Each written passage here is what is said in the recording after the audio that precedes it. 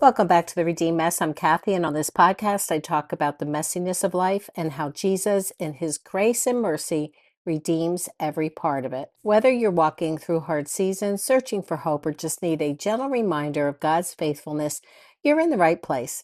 Let's dive into today's episode. Today, I want to talk about not getting offended. I recently read a book by Brant Hansen called Unoffended, and I really liked it. So I'll put a link in the description to that book. I didn't agree 100% with everything he said, but I did learn a lot about it. But I want to talk about my husband because he has this gift. He rarely gets offended by anything, even when questioned or criticized.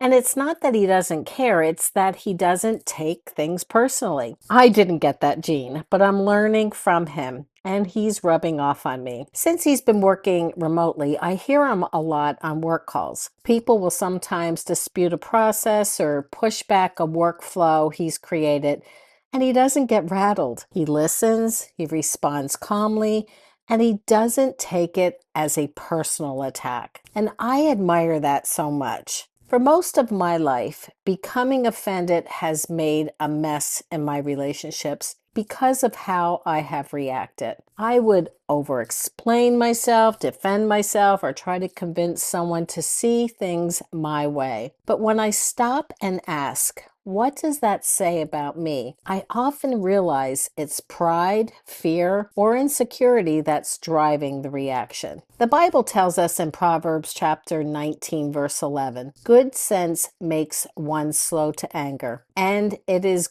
his glory to overlook an offense. And in 1 Peter chapter 2, verse 23, speaking about Jesus, it says, when they hurled their insults at him, he didn't retaliate. Instead, he entrusted himself to him who judges justly. Jesus never got offended in the way we often do. He didn't scramble to prove himself or explain his worth. He trusted his Father to be his defender. So when I rush to defend myself, I often lose peace. I lose the chance to let my character speak for itself.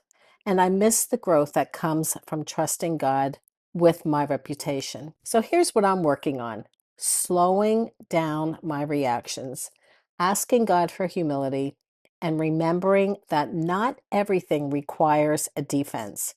Sometimes it's better to just let it go and let Him handle it. As always, take what you need, leave the rest, be blessed.